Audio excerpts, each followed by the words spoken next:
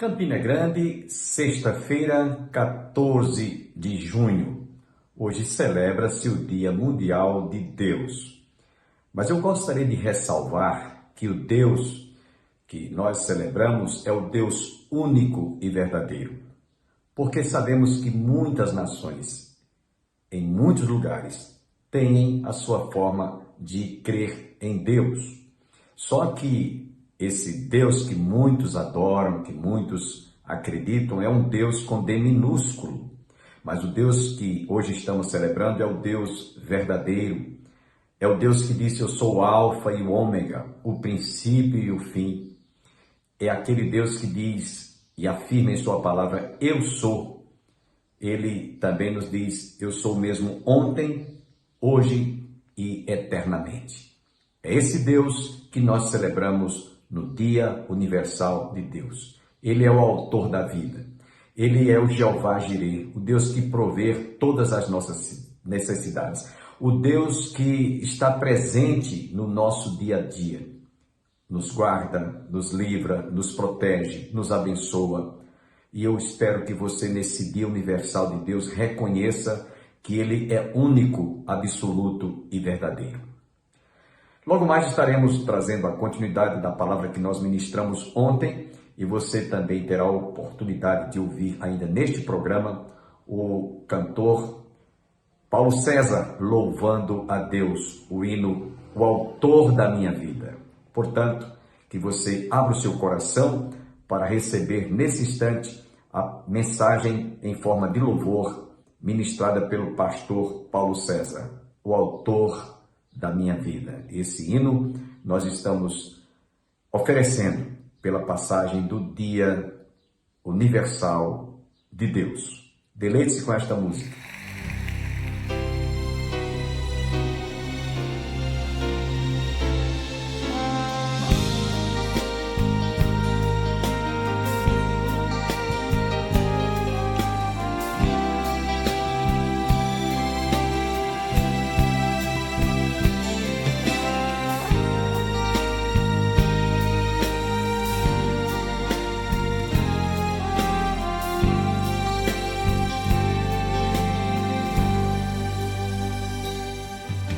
Ó Pai, eu queria tanto ver o meu Senhor descer, vindo me encontrar. Eu posso até imaginar a refulgente glória do Senhor Jesus transpondo as brancas nuvens no mais puro azul, onde nem sul nem norte existirá. Em meio a lágrimas, sorrisos de alegria e de prazer, eu que era cego agora posso ver, contemplar, enfim. Por isso eu canto glória, glória, glória ao autor da minha fé. Glória, glória ao autor da minha fé.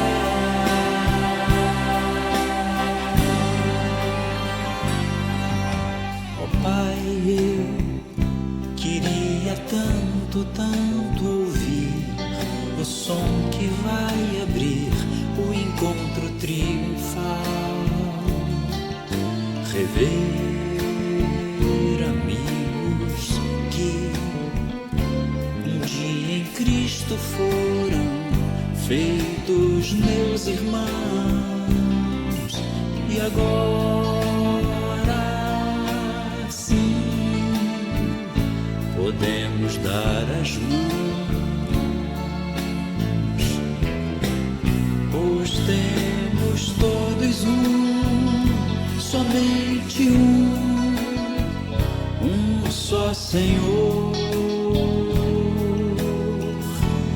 Eis o consolo que envolve a minha vida, o meu Senhor Jesus, que foi morto sim naquela cruz, voltará, enfim. Por isso eu canto glória, glória, glória ao autor da minha fé. Glória.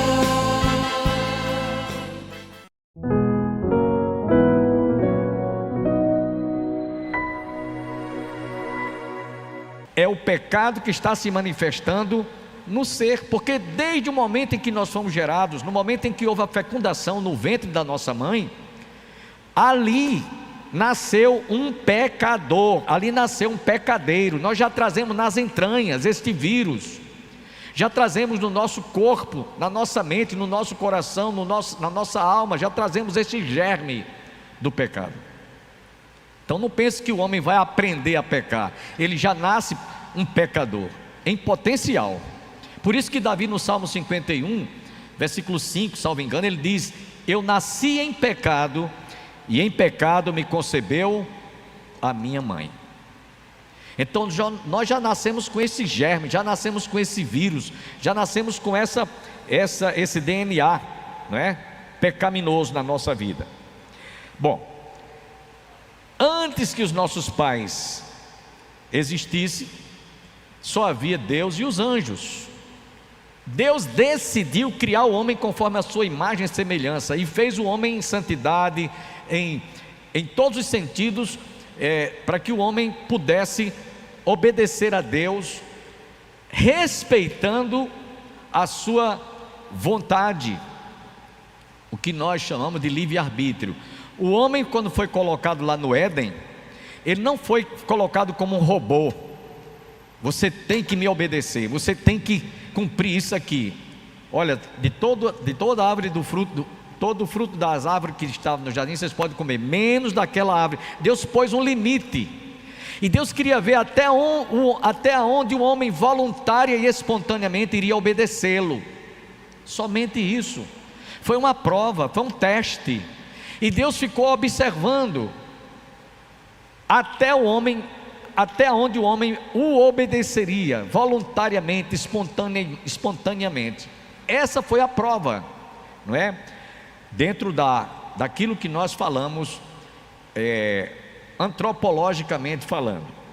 Porém, ele fez uma escolha errada, fez uma escolha consciente. Por isso que nós vemos lá em Lamentações de Jeremias, capítulo 3, versículo 39. Lamentações de Jeremias diz lá: de que se queixa o homem vivente? Queixe-se cada um dos seus próprios pecados. Então o homem, por natureza pecaminosa, se tiver de se queixar de alguma coisa que não deu certo na sua vida, queixe-se cada um dos seus próprios pecados. Lá no livro de Gálatas, capítulo 6, versículo 7, nós encontramos: não vos enganeis, de Deus não se zomba, pois aquilo que o homem semear, isso ele ceifará. Até inspirado nesse provérbio aqui de Gálatas, né, nós encontramos aquele outro adágio popular que diz: quem planta vento, colhe tempestade. Então, aquilo que o homem podia ter evitado, ele infelizmente optou por livre e espontânea vontade, por escolha. Aí, meus irmãos, Paulo escrevendo aqui no capítulo que eu li para vocês, no versículo 12 de Romanos, capítulo 5, ele diz, capítulo 5, verso 12: portanto, assim como por um só homem entrou o pecado no mundo, e pelo pecado a morte, assim também a morte passou a todos os homens, porque todos pecaram. Eu vou dar aqui uma ilustração que sempre eu costumo dar quando falo sobre esse assunto. Suponhamos que esse lápis que eu tenho em mãos fosse uma vela, e cada um de vocês que estão aqui presencialmente e os que estão em casa tivesse uma vela dessa. Eu vou tratar aqui com os que estão presencialmente, que eu não vou poder acender vela de quem está em casa, mas quem está aqui presencialmente. Suponhamos que cada um de vocês tivesse uma vela, mas as velas de vocês estavam apagadas. Então eu peguei a chama desta vela que estava acesa e saí acendendo uma a uma.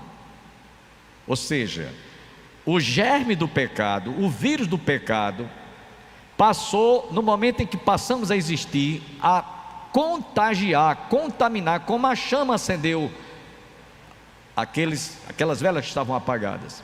A chama deu luz.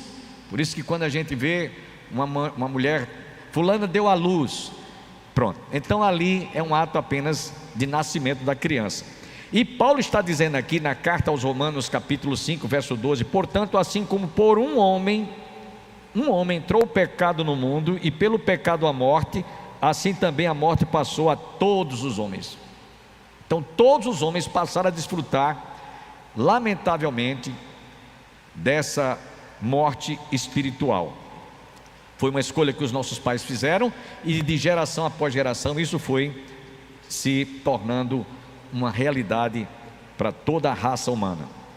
Ou seja, o primeiro Adão, quando pecou, no coração do homem foi, portanto, gerado, no ato da sua procriação, pecadores.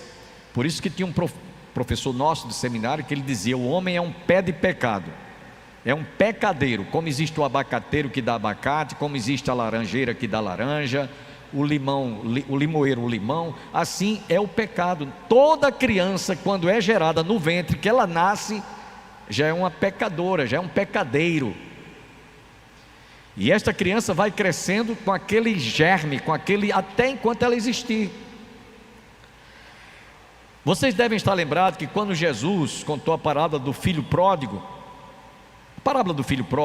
lá no Evangelho de Lucas, no capítulo 15, nos diz que quando aquele filho que estava longe, comendo alfarrobas de porcos, ele começou a pensar consigo mesmo: quantos jornaleiros, quantos trabalhadores de meu pai tem pão, tem comida, tem roupa pronta para vestir, tem cama para dormir, tem tudo, e eu aqui, filho dele, estou padecendo, comendo alfarrobas de porcos.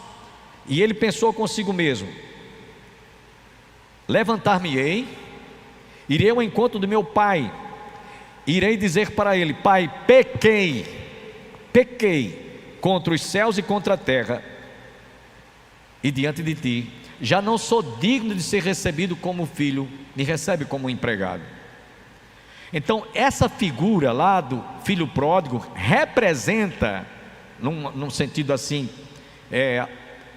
figurativo, Deus, quando criou os nossos pais lá no Éden, perfeitos, seres que realmente não tinham conhecimento daquilo que era desagradável, que o levaria a sair da presença de Deus, e eles resolveram optar por aquilo como filho pródigo.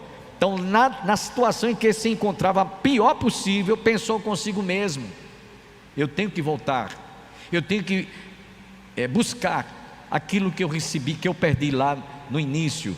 Eu vou voltar à casa paterna, vou dizer: meu pai, pequei contra os céus e contra ti, já não sou digno de ser chamado teu filho, me receba como um dos teus jornaleiros. Lembre-se que o homem, de acordo com o capítulo 1 de João, versos 10 a 12, nos diz que o homem foi criado conforme a imagem e semelhança de Deus, mas ele perdeu essa imagem e ele passou a se comportar apenas como criatura de Deus.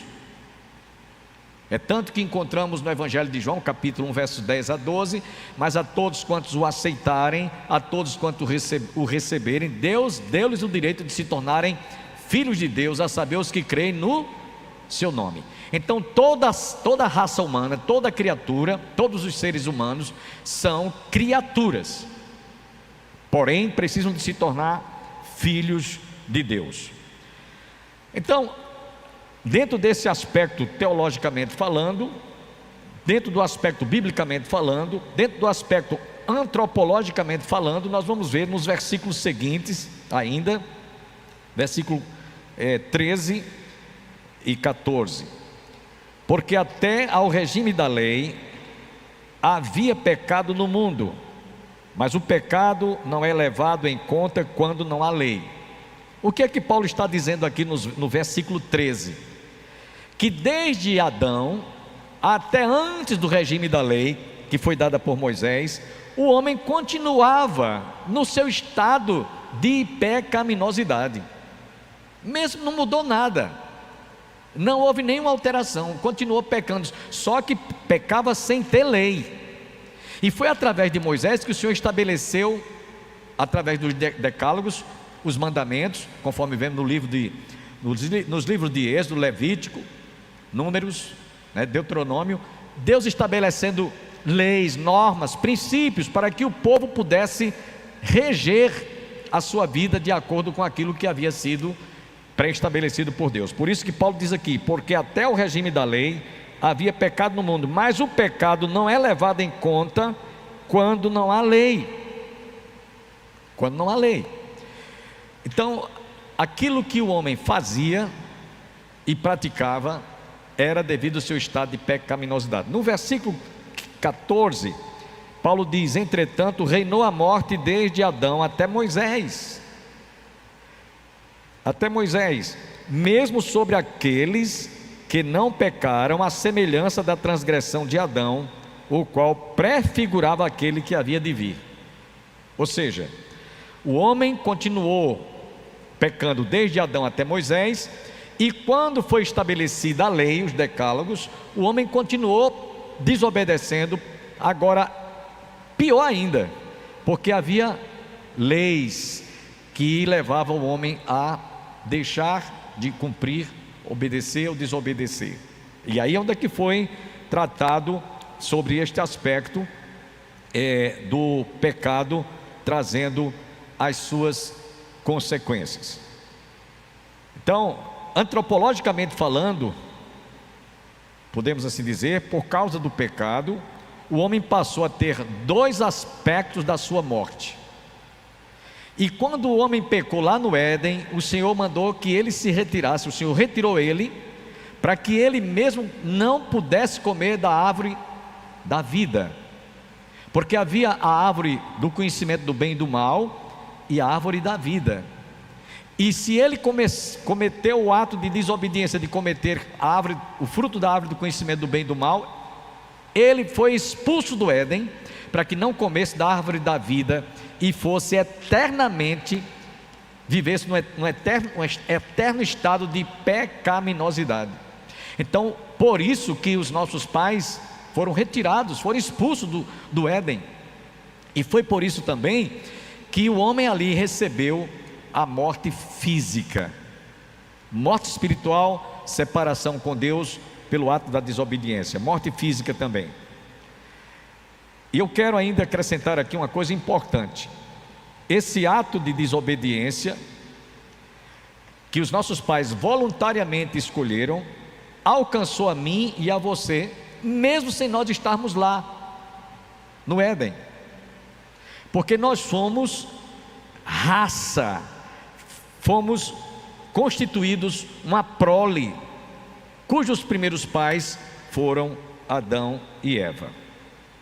A Bíblia diz que o salário do pecado é a morte, mas o dom gratuito de Deus é a vida eterna.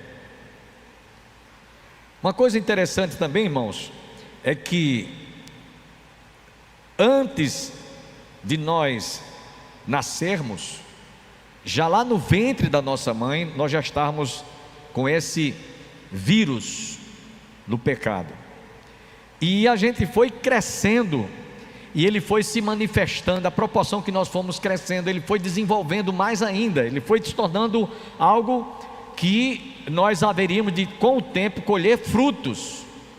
Por exemplo, se um filho desobedece aos seus pais que lhe gerou, o que é que ele vai colher? Lá Paulo escrevendo na sua primeira carta a Timóteo, no capítulo 6, diz: filhos, obedecei aos vossos pais no Senhor, para que te vás bem e tenha longevidade de dias. Ora, se ele quer viver bem, seja bem sucedido, então obedeça a seus pais. É isso que nos diz Paulo escrevendo na carta a Timóteo. Porém, no ato da desobediência, ele vai perder de ser bem sucedido, e ele vai ter também os seus dias contados, diminuídos. É isso que nos diz a palavra de Deus. Então, aquele filho que é obediente, que procura estar submisso à vontade do seu pai e da sua mãe, ele vai ter essas duas coisas. Duas bênçãos vão vir sobre a sua vida: bem sucedido e ter longevidade de dias. No livro de Lamentações de Jeremias, que eu já citei, nos diz que: de que se queixa o homem vivente? Queixe-se, portanto, cada um dos seus próprios pecados.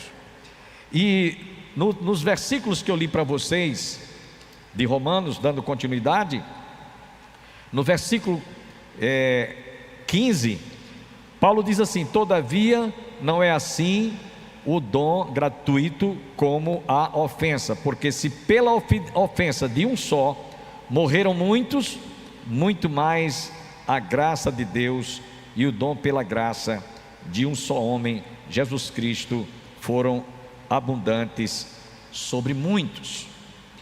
Meus irmãos, nesse versículo 15, nós encontramos Paulo mostrando que a consequência do pecado que nós passamos a receber logo de imediato foi a morte. Por causa, Paulo diz aqui: todavia não é assim o dom gratuito como a ofensa, porque se pela ofensa de um só, quem foi esse um só? Adão, nossos pais. Pela ofensa de um só morreram muitos, porque o homem está morto nos seus delitos e pecados. É isso que a Bíblia nos diz. Mas a graça de Deus e o dom pela graça de um só homem, Jesus Cristo, foram abundantes sobre muitos. Se você pensar direitinho e você analisar, você vê que quando alguém perde a sua vida, que não tem essa esperança de ter sido alcançado pelo amor e pela graça de Deus através do seu Filho Jesus Cristo, ele tem uma reação, os familiares têm uma reação de desespero. Já prestaram atenção? Eu já tive a oportunidade de fazer centenas e milhares de cerimônias fúnebres, e já tive a oportunidade de fazer cerimônia fúnebre no cemitério, onde aquelas pessoas que estavam ali depositando o seu ente querido estavam tão desesperadas. Eu me lembro bem de uma cena de uma destas pessoas, não sei se era filha da família, que queria também: eu quero ir também com você, chorando, desesperado, querendo entrar na cova para ser sepultada juntamente com a sua mãe. Então há um desespero, porque não tem segurança para onde vai. Isto é, a pessoa que está tendo esse tipo de comportamento. É diferente quando a gente faz a cerimônia de um servo de Deus, de uma serva de Deus.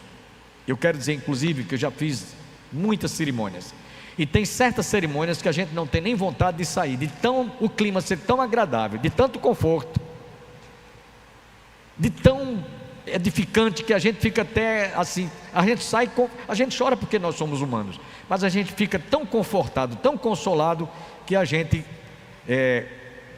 pensa que a morte é uma promoção, não é algo que traga desespero. Então, meus irmãos, preste atenção: quando você está diante de uma realidade que é a finitude da vida, a morte, para quem tem essa esperança, tem um comportamento. Para quem não tem essa esperança, conforme Paulo diz aqui: todavia não é assim o dom gratuito como a ofensa, porque se pela ofensa de um só morreram muitos, e essa morte aqui é separação de Deus, desespero, muito mais a graça de Deus e o dom pela graça de um só homem, Jesus Cristo, foram abundantes sobre muitos. Nesse versículo 15, e nós queríamos tratar aqui de uma análise jurídica, né? Análise jurídica. Paulo escrevendo aqui, ele mostra que todos nós vamos ter que nos deparar, porque Jesus, como Filho de Deus, se os nossos pais, Adão e Eva, desobedeceram, Paulo escrevendo, nos diz que Jesus foi obediente até a morte, e morte de cruz. Então, os que estão ainda na concepção de terem sido gerados por nossos pais Adão, que desobedeceram, eles continuam mortos em seus delitos e pecados. Porém, aqueles que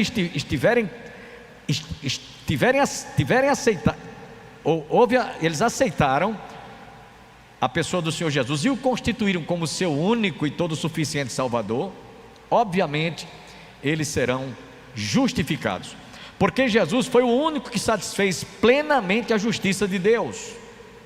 Jesus satisfez plenamente a justiça de Deus. Ele ocupou aquele lugar na cruz, no meu lugar, no seu lugar, para que nós fôssemos justificados. Por isso que Paulo, escrevendo aos Romanos, diz: justificados, pois mediante a fé em Jesus, temos paz com Deus por intermédio de Jesus Cristo. E agora nenhuma condenação há para aqueles que estão em Cristo Jesus. É isso que Paulo nos diz.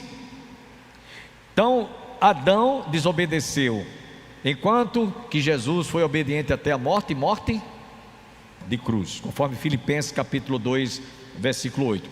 Então, juridicamente falando, eu e você, nós fomos justificados, e estamos justificados. Eu até já falei isso aqui para vocês numa outra ocasião. Suponhamos que esse papel aqui fosse uma promissória, e o valor seria um valor incalculável, vamos dizer trilhões de dólares, ou de euro, que é uma das moedas mais fortes, e eu devia esse valor. A promissória estava nas mãos do credor. Eu cheguei para esse credor e disse: eu não tenho como pagar essa dívida, ela é impagável. E o credor disse: me dê a promissória. Eu dei. Então ele simplesmente rasgou aquela promissória e disse: você não me deve mais nada, você está com a sua dívida paga. Amém, meus irmãos? Foi o que Jesus fez lá no Calvário. Foi o que Jesus, tomando a minha condição e a sua posição, fez por mim e por você. Ele nos perdoou, e nós hoje estamos diante de Deus como se nunca fôssemos pecadores. É assim que Deus nos vê, através de Jesus Cristo. Porque quando Satanás, que nos acusa de dia e de noite, acusa a mim e acusa você, Jesus mostra os cravos e diz: meu Pai, foi por ele que eu dei minha vida, foi por ele que eu derramei o meu sangue.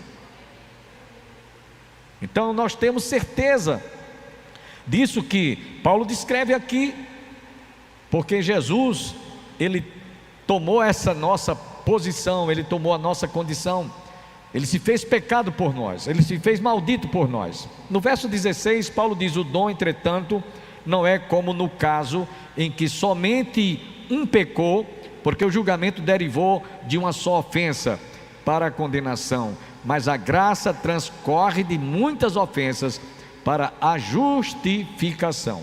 Espero a sua compreensão, motivo pelo qual temos que fazer esta interrupção. Nós vamos ficar devendo a conclusão desta mensagem na próxima segunda-feira. Lembrando a todos que a nossa igreja, nesse domingo, estará de portas abertas para a Escola Bíblica Dominical, às 9 horas da manhã, e o culto divino às 19 horas. Portanto, você está cordialmente convidado com a sua respectiva família. Lembrando que a Igreja do Calvário está situada às margens do Açude Velho, confluência com o Parque da Criança.